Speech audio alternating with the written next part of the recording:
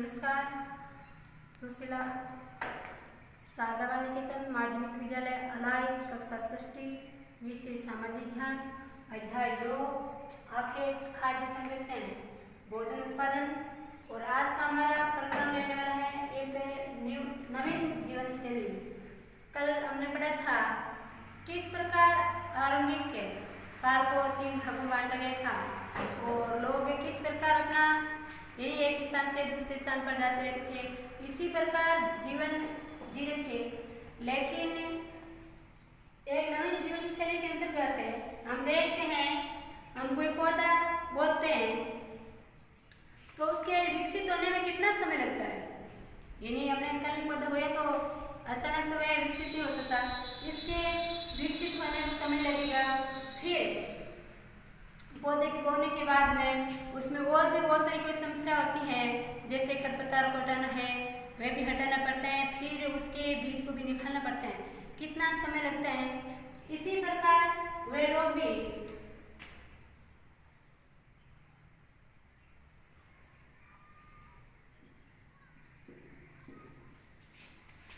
भी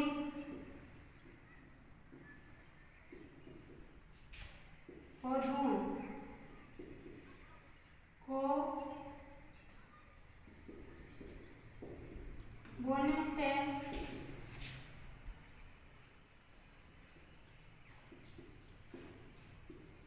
लेकर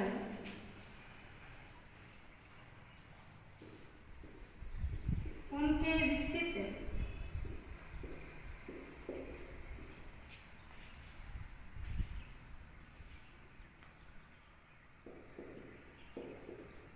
होने के बाद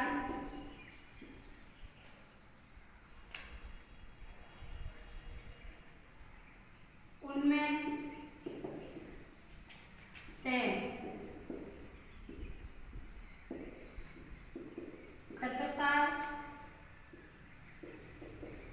हटाने,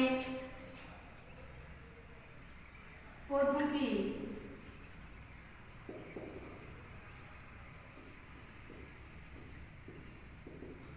छंटाई करने व काटने का कार्य करने लगे। यही पौधे के बोने के बाद में उनके विकसित होने के बाद में भी बहुत सारी, जैसे उनके हमारी भाषा हम कहते हैं ना कि निदान और कर रहे हैं, इसी प्रकार वह खरपतवार हटाने यानी जो अन्य कचरे हैं उस कचरों को हटाने को, छोटे पौधों को हटाने, पौधों की छंटाई करने और उसके काटने तक का कार्य करने लगे। एक जगह पर पौधों को काटने के बाद भी उनको काटने के बाद में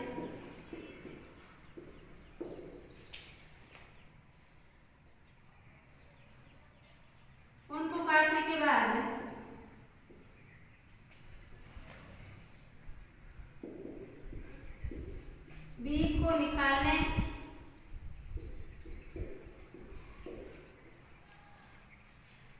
पौधों को काटने के बाद में पौधे में से बीज को अलग करना, ये भी कार्य करने लगे। बीजों को निकालने के बाद में भी उनको व्यवस्थित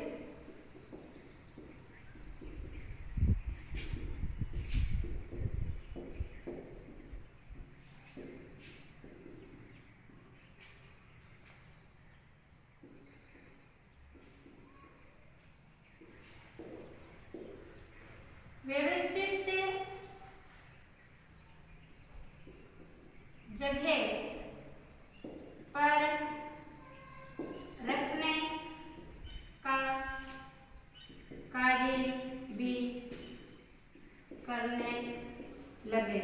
यानी बीजों को निकालने के बाद में यदि हमें एक स्थान से दूसरे स्थान पर जाते रहेंगे तो बीज क्या होंगे, वो हम एक स्थान से दूसरे स्थान पर कब तक साथ लेते जाएंगे, कहाँ कहाँ घूमेंगे हम, तो उसका भंडारण करने का तरीका भी एक नवीन जीवन शैली के अंतर्गत ये लोग सीखने लगे थे।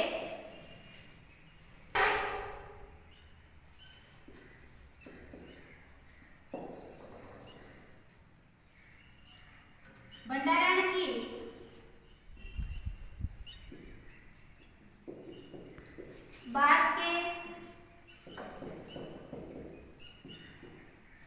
भंडारण यानी वे किस में रखेंगे, जो बीज है, जो खाने का अनाज है, वे किस में रखेंगे। इसके लिए उन्होंने मिट्टी के बड़े बर्तन बनाने हैं।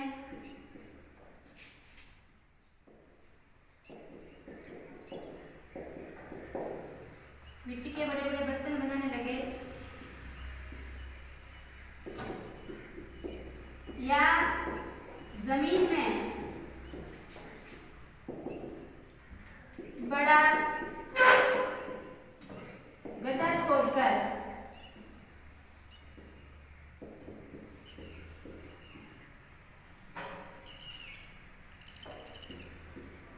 उनका सुरक्षित भंडारण करने लगे। यानी पहले तो उन्होंने पौधे बोए कि उनकी विकसित होने में समय लगता है, विकसित होने के बाद उनकी कटाई छटाई करनी पड़ती है, काटने के बाद में भी उसके बीज को व्यवस्थित ढंग से निकालना, और निकालने के बाद में भी उसको कहाँ रखें, किस जगह पर रखें, यानी आगे समय के लिए बचा कर रखने के लिए उनको भंडारण यानी एक जगह पर रखने की बात की सोचती। इसीलिए उन्होंने मिट्टी के बड़े बड़े बर्तन बनाए या तो, और या जमीन में बड़ा सा गड्ढा खोद करके जो बीज थे, खाने का जो अनाज था, उस अनाज को वहां पर भंडारण करके रखा था।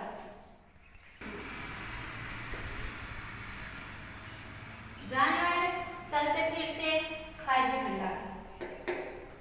हम देखते हैं कि जानवर क्या देते हैं, बच्चे भी देते हैं, और यदि जानवरों की हम सही ढंग से देखभाल करेंगे तो जानवर बच्चे तो देते हैं, उसके साथ ही साथ और क्या देते हैं, जानवर बच्चे देने से उनकी संख्या तो बढ़ती है, उनके साथ ही साथ वे दूध भी देते हैं, जो हमारे भोजन का क्या हो सकता है, भोजन का स्रोत होता है। तो प्राचीन समय में भी लोगों ने जानवरों को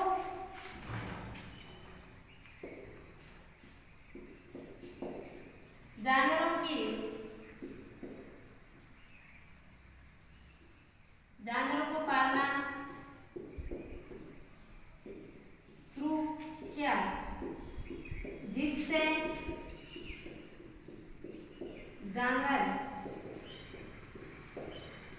जानवरों के बच्चे देने से उनकी संख्या तो बढ़ती है, उनकी संख्या तो बढ़ती है, उसके साथ ही वह दूध भी देते हैं, जो एक भोजन का अच्छा स्रोत है। यदि लोगों को लगने लगा कि यदि हमें जानवरों को एक स्थान से दूसरे स्थान पर जाते रहेंगे, हम जानवरों की पालन पोषण नहीं करेंगे, जानवरों की रक्षा नहीं करेंगे, तो जानवर संख्या तो जानवरों की बढ़ रही है। तो यदि हम उन जानवरों को पालतू बना करके अपने उनकी रक्षा करके उनकी संख्या बढ़ने के साथ वह एक दूध भी देते हैं, जो हमारे भोजन का अच्छा स्रोत है। इस प्रकार वे लोग एक पशुपालक भी बन गए थे, जिससे जानवरों का भंडारण भी उन्होंने शुरू कर दिया था।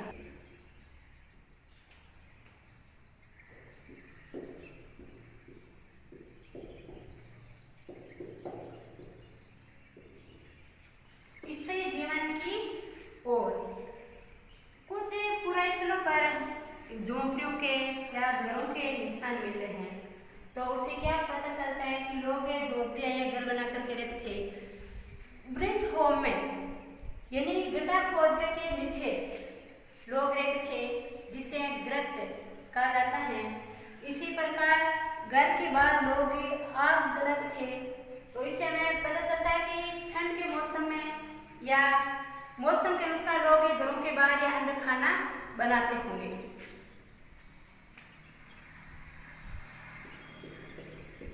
पुरातत्वविदों को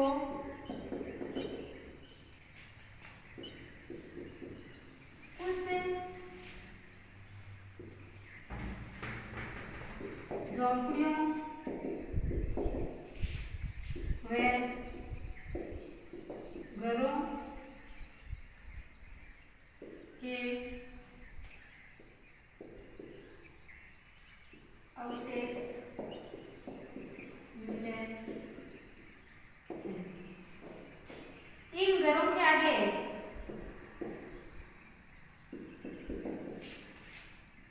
आग के अवशेष भी मिले हैं।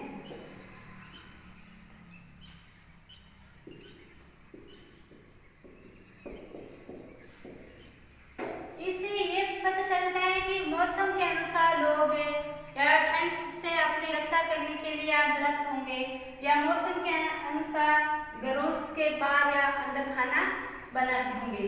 इसी प्रकार वे लोग एक के पहले जो एक स्थान से दूसरे स्थान पर घूमते रहते थे, वही लोग एक स्थान पर रहने भी लगे थे।